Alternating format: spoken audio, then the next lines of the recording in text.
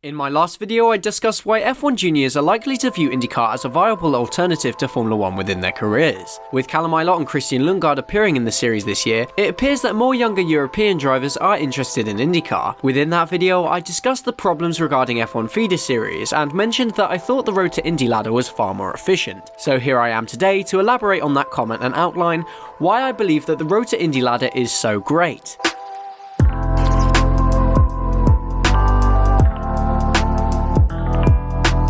Before we get into it, I don't normally do this, but if you find yourself watching my videos frequently without being subscribed, I'd really appreciate it if you could hit that red button since it helps me out quite a bit. And I also kind of want to take YouTube a bit more seriously going forward, so I would really appreciate it. I normally only do that at the end, but I notice a large portion of my viewers aren't subscribed. Anyway, I won't be doing that again, let's get into the video. The road to Indy is a feeder system that leads to IndyCar for the fastest young drivers. This isn't unique to IndyCar by any means, with F1 having F2, F3, etc. In this video, I'm going to go over each step within the road to Indy ladder. The first series on the ladder is the Cooper Tires USF 2000 Championship.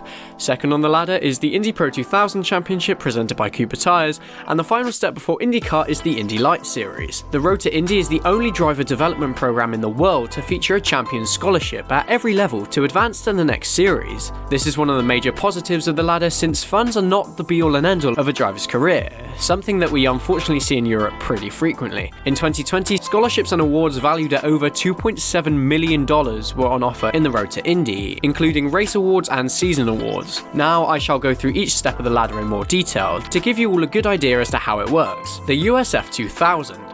The Cooper Tires USF 2000 Championship began in 2010 and is a continuation of the highly regarded USF 2000 series which ran from 1990 to 2006, kickstarting the careers of many well-known IndyCar drivers that we all know and love today. This series is the first official step on the road to Indy, clearly defining a path for young, aspiring racing drivers to achieve their dreams. The series provides an abundance of young drivers with opportunities to gain experience, and the champion also earns a scholarship package of $325,000 to advance to the Indy Pro 2000. The series is also part of the Mazda $200,000 USF 2000 Scholarship Shootout, which brings together champions of series from all around the world to compete for a $200,000 scholarship to enter the USF 2000 ranks. USF 2000 has served as an extremely important step for drivers since way back in 1990. Drivers who began achieving in the series include Indy 500 winners Dan Wheldon, Sam Hornish Jr. and Buddy Rice, and other IndyCar drivers such as J.R. Hildebrand and Charlie Kimball. The championship is open to drivers aged 15 and up, with 14-year-olds eligible pending review and acceptance of a driving resume by the series and approval of IndyCar. The cars.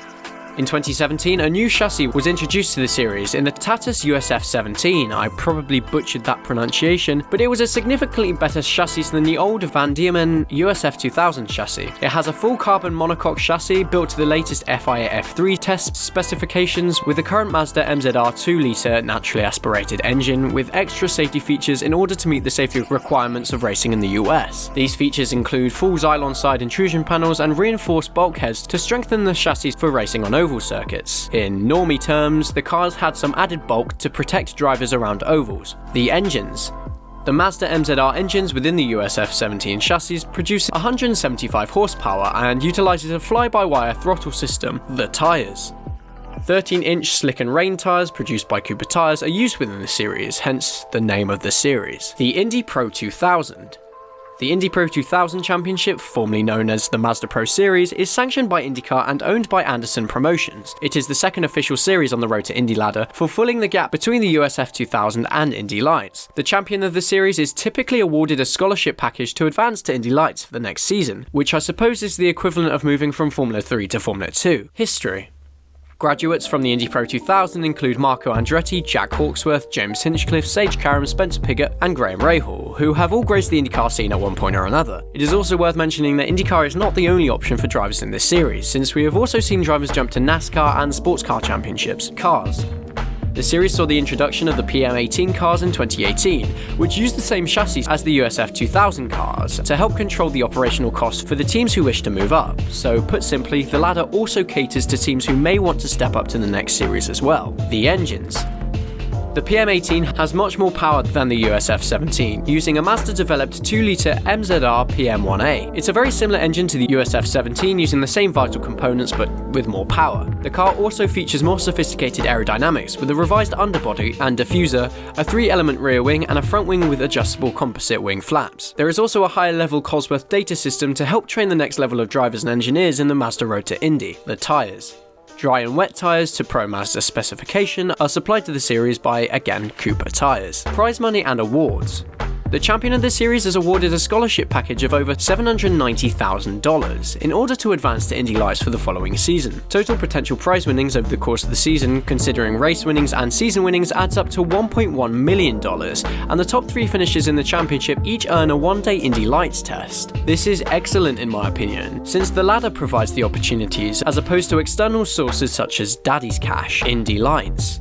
Last but not least, we have Indy Lights, effectively the IndyCar equivalent of Formula 2. The series has hosted many successful championship campaigns for current IndyCar drivers. The champion of the series is awarded a $1 million scholarship towards IndyCar, with 3 guaranteed races including the Indy 500. This is incredibly intuitive, and the sole reason why I believe that the Road to Indy ladder system is one of the most efficient feeder series methods in the world. Total possible winnings throughout the season are roughly $1.9 million, which is more than the steps beforehand, which makes sense since this is the last stage before the big thing. History.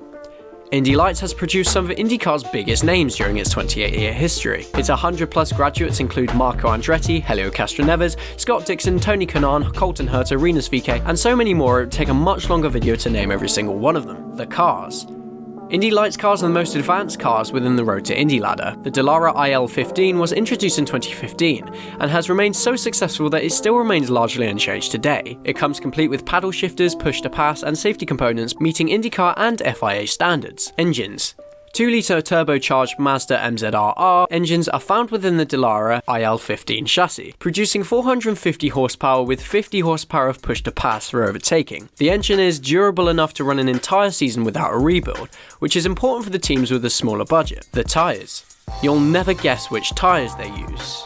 Yeah, Cooper Tyres. So that's a quick overview of the current Road to Indy ladder, and why I personally believe it's more effective than any other feeder series system in the world. The inclusion of scholarships for the winner makes winning the series super worthwhile, since they are guaranteed a route to progress. This eliminates the possibility of having the quick drivers miss out on important seats to drivers with more money. With a system like this, drivers like Nick De Vries would never miss out on F1. However, unfortunately, it just isn't prevalent over here. If a system like this could be adopted, that would be great, but due to the prestige of F1, I doubt we will see a world where the richer drivers won't be more favoured to the faster ones with less money. But hey, at least we have this system on the road up to IndyCar. Very soon we will see more European drivers realising that this route into a top motorsport is far better. I mean, Linus Lundqvist is a very recent example of where a British Formula 3 champion has moved across the pond. However, again, that's a topic for another video. Anyway, that's all from me. If you all enjoyed, please remember to subscribe to the channel, and if you do so, I will see you all in the next video.